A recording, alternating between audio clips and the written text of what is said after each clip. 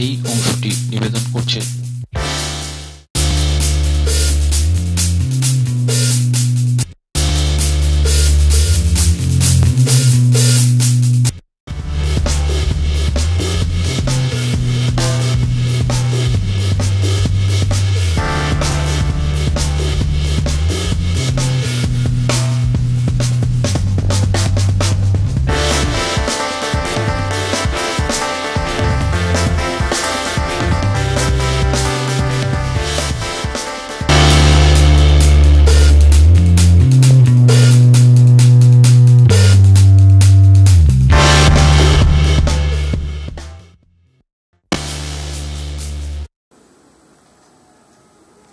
পশ্চিমবঙ্গ সরকারের স্বাস্থ্য ও পরিবার কল্যাণ দপ্তরের আয়ুষ বিভাগের পরিকল্পনায় ডায়মন্ড হারবার স্বাস্থ্য জেলা স্বাস্থ্য ও পরিবার কল্যাণ সমিতির ব্যবস্থাপনায় 24শে ফেব্রুয়ারি থেকে কুলপির চোখ দুলালপুরের প্রাথমিক বিদ্যালয় মাঠে শুরু হলো ডায়মন্ড হারবার স্বাস্থ্য জেলার আয়ুষ মেলা 2025।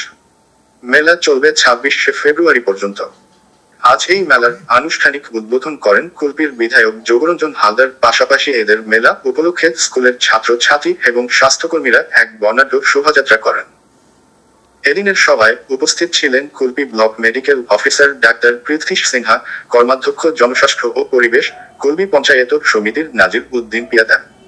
উপস্থিত ছিলেন কুলপির পঞ্চায়েত সমিতির সভাপতি, কুলপির ব্লক সমষ্টি উন্নয়ন আধিকারিক, এছাড়াও হোমিওপ্যাথি ও আয়ুর্বেদিকের বিশিষ্ট চিকিৎসকরা।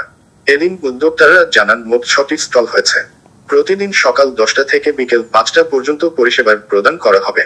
পাশাপাশি হোমিওপ্যাথি এবং আয়ুর্বেদিক বহি বিভাগের পরিষেবা ও বিনামূল্যে ওষুধ বিতরণ করা হবে। এ বিষয়ে Kulpi block medical officer doctor Prithwish Sinha বলেন, দেখুন, এটা মেনলি স্বাস্থ্য দপ্তরের তরফ থেকে আয়ুষ যে উন্নতিকরণ বা আয়ুষের সচেতনতা সম্বন্ধে গ্রামে গ্রামে ছড়ানোর জন্য আমাদের নির্দেশিকা আছে। সেটা হচ্ছে প্রতিটা ব্লককে বলা হয়েছে, কিন্তু প্রতিটা ব্লকে তো এই মুহূর্তে একসাথে করা সম্ভব না। প্রতিটা বছর আমাদের স্বাস্থ্য টোটাল 22খানা স্বাস্থ্য জেলা আছে।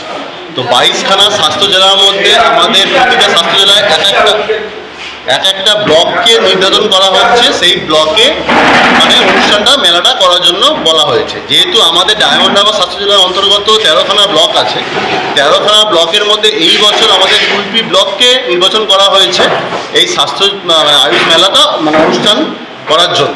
তো এই আয়ুষ মেলাটা কি আগে আমাদের জানতে হবে। আয়ুষ মেলাটা হচ্ছে আয়ুষ যে ডিপার্টমেন্ট আছে গভর্নমেন্ট অফ ইন্ডিয়া, সেখানে 5টা ডিপার্টমেন্ট আছে: হোমিওপ্যাথি, আয়ুর্বেদিক, সিদ্ধা, যোগা, ইউনানি।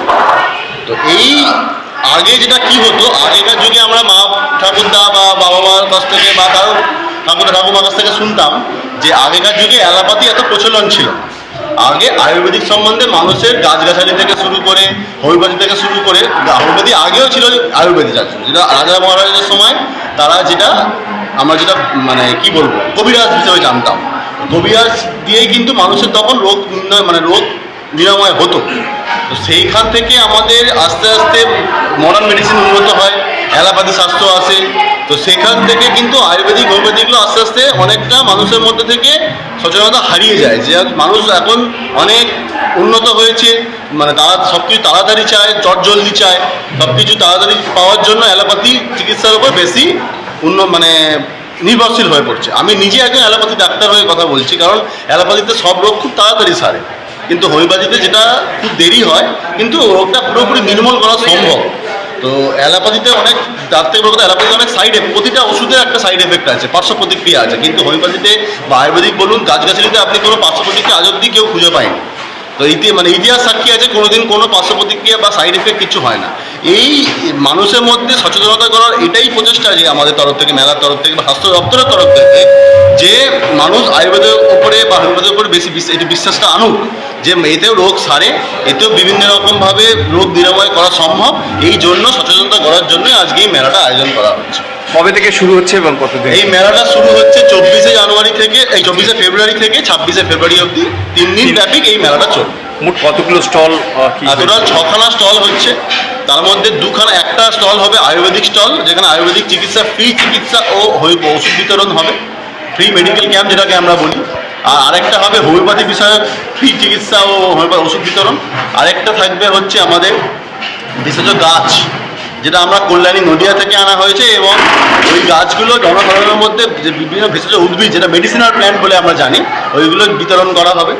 আচ্ছা, আরেকটা থাকবে non communicable disease. Non communicable যেটা মানুষের মধ্যে খুব সচেতনতা খুব দরকার, যেটা হচ্ছে আমরা এর মধ্যে তুলে ধরেছি, যেটা হচ্ছে হাইপার টেনশন, যেটা হচ্ছে প্রেশার, সুগার, থাইরয়েড থেকে শুরু করে যেগুলো নন কমিউনিকেবল, ছোঁয়াচে নয়, যেগুলো মানুষের মধ্যে 100টা লোকের মধ্যে 37 জন এই রোগে, 37% পপুলেশন এই রোগের মধ্যে ভোগে।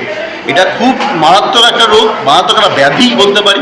এইটা সচেতন করার জন্য কী কী আমরা করবেন, কী কী আপনারা করবেন না, কীভাবে আপনারা এই রোগ থেকে নিরাময় পাবেন, সেই জন্য সচেতন শিবিরের জন্য এই ক্যাম্পটা করা হয়েছে। আরেকটা হয়েছে কমিউনিকেবল ডিজিজ।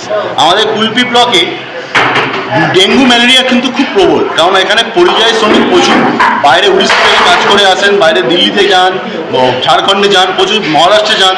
এই ওরা ওখান থেকে কি করে, যখন আসেন তারা ওখান থেকে ম্যালেরিয়া বা ডেঙ্গুর ওই জন্য মানে রোগটা বহন করে আনে, যার জন্য কুলপি ব্লকটা খুব এপিডেমিক ম্যালেরিয়া আর ডেঙ্গুর জন্য।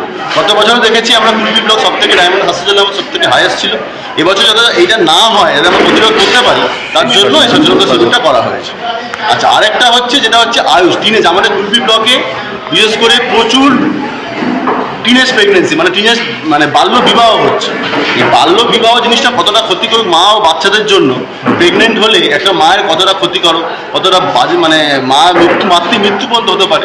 এটা আটকানোর জন্য যত সচেতনতা করা যায়, যে বাল্য বিবাহটা, মানে শিশু যদি না হয়, মানে প্রেগনেন্সি যদি না হয়, টিনেজ প্রেগনেন্সি, এটা আটকানোর জন্য আজকে এই ওইখানে অন্বেষা ক্লিনিক খোলা।